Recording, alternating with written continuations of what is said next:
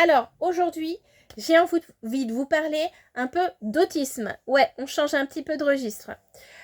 Et des adaptations qu'on peut mettre dans tous les sens. Alors, par exemple, je vais souvent parler en allaitement, mais pas que. Je passerai à la suite.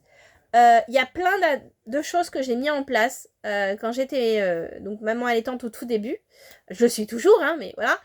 Et j'ai remarqué qu'en fait, souvent, on se prend la tête sur tellement de choses. Et c'est souvent le souci, le premier, c'est qu'on doit adapter à nous. Voilà. La voisine, le machin, le bidule, on s'en tape. Du genre, ah ouais, mais elle tire vachement avec ce tire-lait. Ouais, c'est bien, mais est-ce qu'il te convient? Est-ce que toi, ça va bien? Est-ce que tu n'as pas des carences? Est-ce qu'il faudrait pas faire un petit bilan, etc. Voilà. Tout ça, il faut le prendre en compte. Donc, tu peux adapter maman. S'il faut faire du mixte, s'il faut faire que quelques tirages, si tu ne peux pas tirer, tu peux faire sein et avec lait infantile, par exemple de chèvre, parce qu'il est un peu plus digeste. Voilà, il y a plein de choses qui peuvent être mises en place. Et ça aussi, on peut le travailler avec vous si vous avez besoin. Ensuite, au niveau du... donc là, c'était la mini partie allaitement, mais au niveau du reste. Voilà, parce que c'est pas le but de cette vidéo principale. C'est juste que je me suis rendu compte effectivement que en étant autiste et TDA, je l'ai su plus tard, j'avais mis plein d'adaptations en place dans ma maternité, mais pas que. Alors, j'ai eu la question, par exemple, mais comment faire avec la fatigue sociale? Eh bien, en fait, malheureusement, le seul moyen de trouver ces solutions, c'est de tester. Est-ce que telle sortie, telle réunion, telle chose va vous mettre en PLS, va vous mettre pas bien? Oui ou non? Est-ce que vous avez passé une journée éreintante, par exemple? C'est peut-être pas le moment de sortir ce soir-là. Ou alors, vous proposez un truc tranquille, une petite série Netflix, un petit film entre deux, avec des glaces, des gâteaux, je ne sais pas, n'importe quoi, un bon petit plat. Et là, peut-être que c'est possible. Dans certains cas, voire même une personne, c'est trop. C'est ok de dire non, là, je suis pas bien. Je me repose, vous en profitez, et peut-être que plus tard, vous serez dispo. C'est ok de dire non, c'est ok de ne pas être en état, c'est ok d'être fatigué. Vous allez petit à petit voir qu'il y a des adaptations à faire. Moi, personnellement, quand je vais à un événement, je sais que la veille, il faut absolument que je me repose. Voilà, d'une manière ou d'une autre. Il faut que ce soit calme. Il faut que je sois tranquille. Donc, par exemple, quand c'est un déplacement, j'ai une nuit avant, une nuit après pour pouvoir gérer l'événement. Une nuit avant pour le trajet, pour me reposer du trajet. Une nuit après pour me reposer de l'événement. Voilà. Parfois, vous allez avoir besoin de plus de temps ou de moins de temps. C'est ok. Pendant l'événement, n'importe quoi. L'événement, des pauses. Oui, très important. Vous allez aller aux toilettes. Moi, des fois, quand je vais aux toilettes, des fois, c'est bon, il n'y a plus personne dans la pièce. Vous sortez dehors. Voilà. Vous faites un truc qui vous plaît.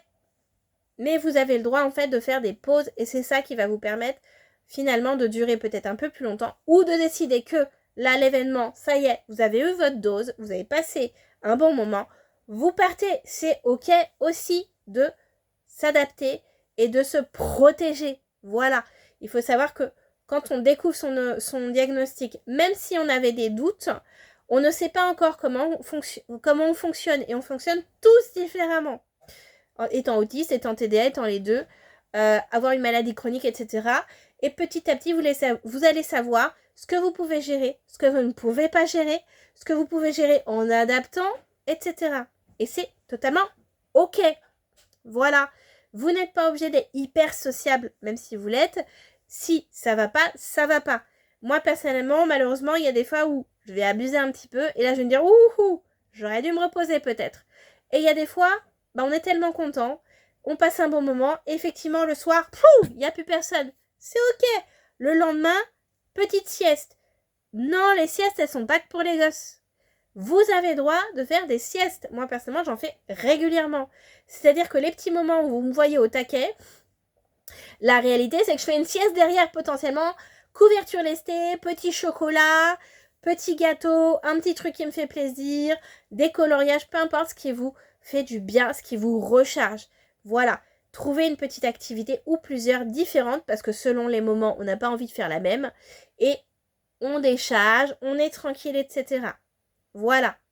Par exemple, pour ça, en étant maman, ça peut aller très vite. Même quand vous êtes en IEF, même si vous gardez votre enfant, ayez des plages où je donne à papa, je donne à maman, je donne à tata, peu importe. Trouvez un moyen et vous soufflez un coup.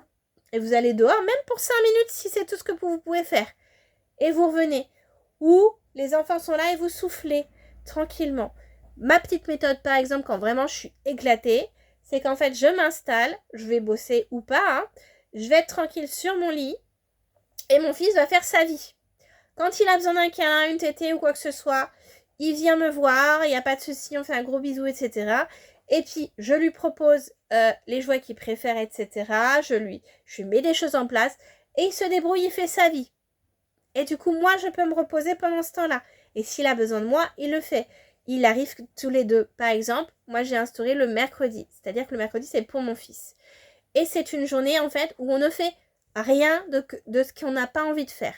Donc, si on a envie d'être tous les deux, chacun dans sa couverture lestée, tranquillou, lui, il est sur sa tablette, ou il dessine, moi, je suis sur mon PC, ou je suis en train de faire mumuse, ou je peins, peu importe. Voilà, on a le droit, on se laisse faire. Si on a envie de faire autre chose, on fait autre chose. Si on a envie de... Généralement, c'est un jour où on ne sort quasiment pas, parce qu'on a besoin de... Voilà, on coupe la semaine en deux, et on se repose. On ne fait que ce qu'on a envie. Et si on a envie de manger des compotes toute la journée, on mange des compotes. Si on a envie de manger des céréales au lait toute la journée, on mange des céréales au lait. Peu importe, c'est le moment où on relâche toutes les injonctions et toutes les choses qui, dans cette société, des fois, sont mal vues. Mais on s'en fiche, en fait. Voilà. Ma psy m'a dit elle-même, t'as envie d'une pomme, mange une pomme. Tu veux un concombre, mange un concombre.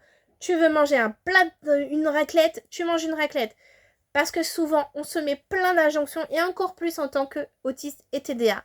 Et en fait, ça nous étouffe. Mais c'est ok de prendre en charge notre fonctionnement, nos envies du moment, et de se laisser aller à elles.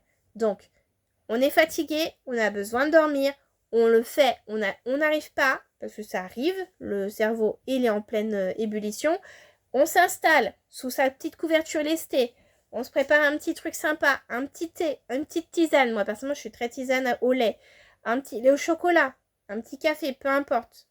Et vous profitez d'une activité qui vous plaît. Ou vous regardez une petite série qui vous plaît.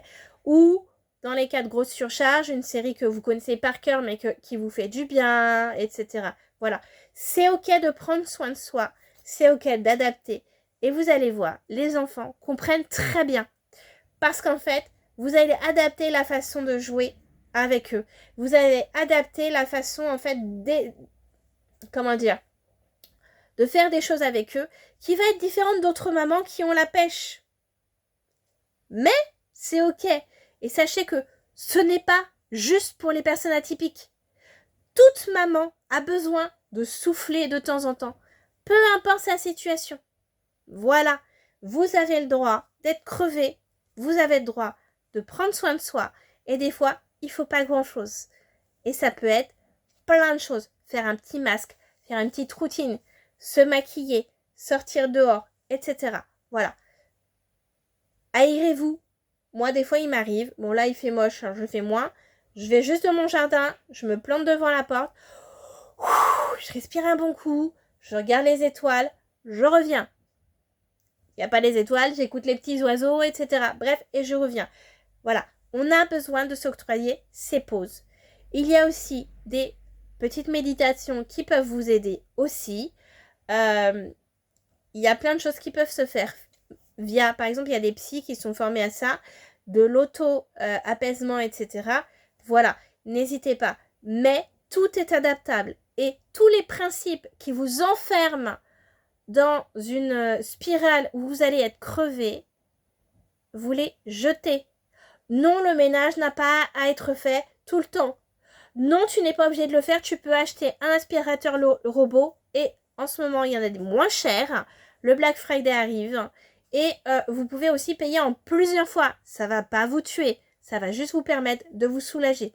Nous, depuis qu'on a ça, l'aspirateur laveur, je l'ai au cabinet, je l'ai à la maison. Voilà. Et c'est totalement OK. Voilà.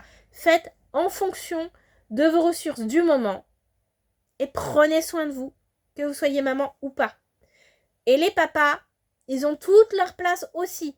Mais il faut leur donner. Parce que des fois, on n'ose pas. Parce que quand on est maman ou voire femme, on a tendance à tout garder pour soi et à ne rien dire. Eh ben, c'est là où vous avez tort, madame. Et oui, si vraiment vous n'en pouvez plus, vous collez bébé dans les bras de papa, vous lui dites « J'en peux plus, il faut que je souffle !» Et vous le faites. Et plus vous allez le demander, plus vous allez communiquer avec votre conjoint, et plus il va comprendre que vous avez besoin de souffler. Voilà. Si vous ne dites rien, ils vont pas deviner. Comme vous n'avez pas deviné si lui va pas bien. Et ouais, c'est très important. Bien sûr, cela compte pour tous les duos, évidemment. Moi, je parle de mon expérience parce que je suis mariée à un homme. Peu importe, votre conjoint, votre moitié peut être là. Si c'est pas le cas, eh ben, profitez-en pour avoir vraiment de plus en plus de périodes où vous soufflez, même si l'enfant il est là. Trouvez, vous avez des LEP, donc des endroits en fait où vous pouvez aller avec vos enfants et souffler un coup. Vous avez des cafés poussettes, vous avez des associations. Prenez tout ce que vous pouvez prendre et n'hésitez pas. Halte garderie, centre. Voilà, soufflez mesdames, vous en avez besoin et c'est important. Les messieurs aussi, on souffle aussi. Parce que plus on souffle, plus on peut aider maman. Voilà. Et vous êtes tous les deux et vous allez vous entraider ensemble, entre partenaires. Voilà. Et sachez qu'aussi, bébé, selon son âge, peut vous aider à sa manière. Et oui, ils vont vous étonner. Donnez-leur leur chance. Je vous fais des gros bisous. On en reparlera. Si vous avez des questions, c'est juste en dessous. Vous pouvez aussi me MP sur Instagram si vous préférez, sur WhatsApp. Alors, les pigeons voyageurs, évitez. Parce que ça peut... Voilà. On a la porte fermée souvent et voilà, ça va faire ça. C'est dommage. Désolée pour l'image. Allez, je vous fais des bisous. À ciao.